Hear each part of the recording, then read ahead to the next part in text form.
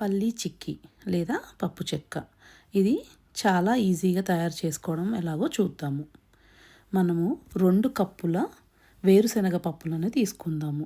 వాటిని సిమ్లో పెట్టి దోరగా వేయించాలి. జనరల్గా మనం పల్లీ చిక్కీని బయట తెచ్చుకొని తినడానికి ప్రిఫర్ చేస్తాము. ఎందుకంటే వాటి క్రిస్పీనెస్ కానీ వాటి టేస్ట్ కానీ మనతో పాటు పిల్లలకి కూడా బాగా నచ్చుతుంది. కానీ బయట చేసే విధానాలు మనం చాలా వీడియోస్లో చూస్తున్నాం కదా, కాళ్ళతోటి టచ్ చేయడాలు ఇట్లా. సో ఇంట్లో చేసుకొని హ్యాపీగా ఎంజాయ్ చేయొచ్చు. మనం వీటిని బాగా సిమ్లో పెట్టి వేయించుకోవాలి. పప్పులు మాడిపోకూడదు. అలాగే సిమ్లో పెట్టుకొని వేయించుకుంటే వాటిలో ఉన్న పచ్చి అంతా పోయి మనకి మంచిగా వేగి క్రిస్పీగా వస్తాయి. సో అప్పుడప్పుడు కదుపుకుంటూ తిప్పుకుంటూ చక్కగా వేయించుకోవాలి. పప్పులు మాడిపోకూడదండి, గుర్తుపెట్టుకోండి. పప్పులు బాగా వేగాక ఈలోపు మనము ఒక ప్లేట్ తీసుకొని దానిలో కొంచెం నెయ్యి వేసుకొని ప్లేట్ అంతా కూడా చక్కగా నెయ్యి రాసుకొని అంచులు కూడా నెయ్యి రాసుకొని పక్కన పెట్టుకోవాలి. ఎందుకంటే మనం పల్లి చిక్కీ అయ్యాక లాస్ట్లో దీనిలోకి ట్రాన్స్ఫర్ చేస్తామన్నమాట. పప్పులు బాగా వేగిపోయాక వాటిని తీసుకొని ఒక ప్లేట్లో పెట్టుకొని పెట్టుకోవాలి. పెట్టుకున్న పప్పులు తోలు రావడం బాగా ఈజీ అండి. మనం చేత్తో నలిపినా కూడా వచ్చేస్తాయి.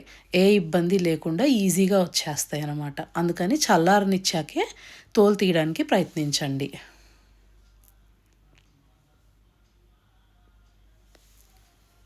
ఇప్పుడు మనం తోలంతా తీసేసుకున్నాక ఈజీగా ఆ తొక్కు అంతా ఇంట్లో అటు ఇటు పడిపోకుండా ఉండడానికి ఈ పద్ధతిని చూడండి.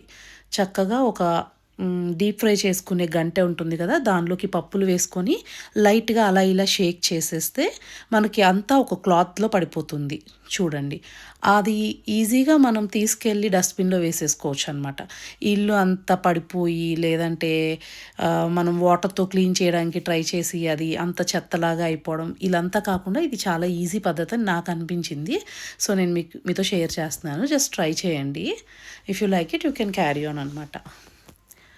సో ఇలా తోలు తీసేసుకుని పక్కన పెట్టుకోవాలి. పప్పులు ఈజీగా అంత క్లీన్గా తోలు తీసుకొని పక్కన పెట్టాలన్నమాట.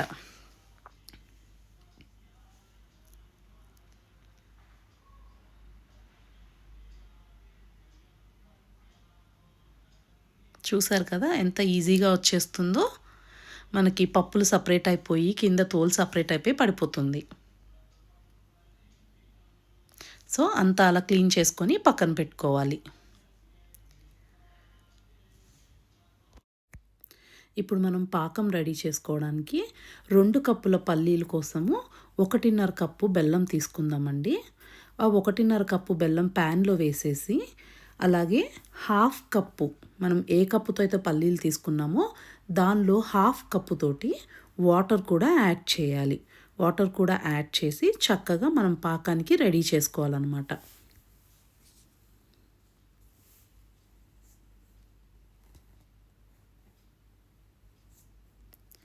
ఇప్పుడు స్లోగా దాన్ని తిప్పుతూ ఉంటే మనకి చిన్న చిన్న గడ్డలుగా ఉన్న బెల్లం కూడా ఒక 2 మినిట్స్లో కరిగిపోయి వాటరీగా తయారవుతుంది.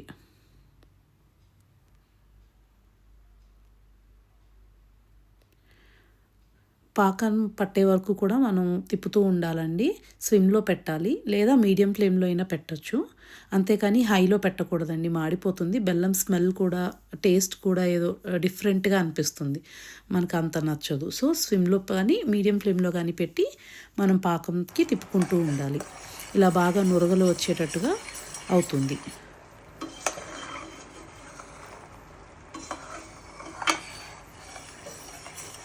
తిప్పుతూ ఉండాలండి.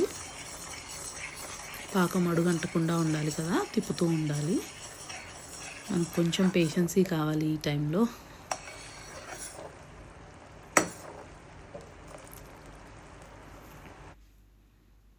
పాకం కొంచెం చిక్కబడి దగ్గరగా అవుతుంది కొంచెం సేపట్లో. ఇప్పుడు మనం ఒకసారి టెస్ట్ చేసుకుందాం. ఒక చిన్న ప్లేట్‌లో వాటర్ పెట్టుకొని, ఆ ప్లేట్‌లో మనం వేసి చెక్ చేస్తూ ఉంటే, మనం వేసిన పాకం కొంచెం ముద్దలాగా అవ్వడము అలా అవుతుందండి. ఇది ఎగ్జాక్ట్‌గా పాకం కాదు. జస్ట్ దగ్గర చిక్కపడుతుంది అని మనకు అర్థమవుతుంది. అంతేకానీ ఇది సరిపోదండి. ఇంకా మనం ఇంకొంచెం టైం ఉంచాలనమాట. ఇంకా మెత్తగా ఉంది చూసారా? అలా కాదు. మనం చేత్తో విరిపితే విరిగేటట్టుగా వస్తుందనమాట. అప్పుడు మనం పాకం రెడీ అవుతుంది.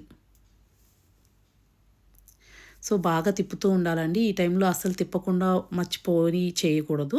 కంపల్సరీగా తిప్పుతూ ఉండాలి. ఇప్పుడు ఒక టీ స్పూన్ దాకా నెయ్యి వేసుకుందామండి. నెయ్యి వేసుకుంటే ఏంటంటే గ్రౌండ్ నట్స్‌కి కూడా బాగా షైన్, ఆ స్మెల్ కూడా చాలా బావుంటుంది. ఇప్పుడు మళ్ళీ ఒకసారి పాకం టెస్ట్ చేసుకుందామండి. ఇలా చూడండి ముద్దగా అవుతుంది. ఆ ప్లేట్‌లో మనం దాన్ని ఇట్లా మళ్ళీ విసిరి కొట్టినట్టు చేస్తే టంగ్ టంగ్ అని సౌండ్ కూడా మనకొస్తుంది. అప్పుడు ఎగ్జాక్ట్‌గా అది పాకం మనకి రెడీ అయినట్టండి. సో, ఈ పాకము దీనికే కాదండి. మనం మరమరాలు ఉండలు చేసుకోవాలన్నా, నువ్వుల చెక్క చేసుకోవాలన్నా దేనికైనా గూడా ఇదే పాకం, ఇదే మెజర్‌మెంట్, ఇదే గట్టిగా మనం విరిపితే విరిగేటట్టు వచ్చే పాకమే సెట్ అవుతుంది. ఇది కరెక్ట్ టైం అండి. ఇప్పుడు మనం ఒలిచిపెట్టుకున్న పల్లీలని యాడ్ చేయాలి. కొంచెం కొంచెంగా యాడ్ చేసి తిప్పుకుంటూ మొత్తం వేసేసి బాగా తిప్పాలి. అంత పల్లీలు ప్రతి పల్లీకి కూడా బాగా మన బెల్లం పాకం పట్టేటట్టు బాగా కలుపుకోవాలండి. మనం బాగా మిక్స్ చేయాలి. ఈ టైంలో కొంచెం వేడి అనిపిస్తుంది. కానీ బాగా మిక్స్ చేసుకొని ఆ బెల్లం మొత్తం మన పల్లీకి పట్టేటట్టుగా మిక్స్ చేసుకోవాలి. చూడండి బాగా మిక్స్ అయిపోయింది కదా ఇప్పుడు. ఇప్పుడు ఆల్రెడీ మనం గ్రీస్ చేసుకొని నెయ్యితో కలిపి పూసి పెట్టిన ప్లేట్‌లోకి మనం మన పల్లీ పాకం మొత్తాన్ని ట్రాన్స్‌ఫర్ చేస్తాము. చేశాక మొత్తం దానిలో స్ప్రెడ్ చేయాలండి. ఆ ప్లేట్ మొత్తం కూడా మనం మంచిగా పల్లి పాకాన్ని స్ప్రెడ్ చేయాలి ఈక్వల్‌గా వచ్చేటట్టు. ఆ తర్వాత కొంచెం అయిపోయాక ఒక 5 మినిట్స్ అయ్యాక ఆరనిచ్చాక తీస్తే మన పల్లి చెక్క రెడీ అయిపోతుంది. చూసారా? మనకి ఏ షేప్ కావాలంటే ఆ షేప్ కట్ చేసుకోవచ్చు. Hope you like it. Thank you.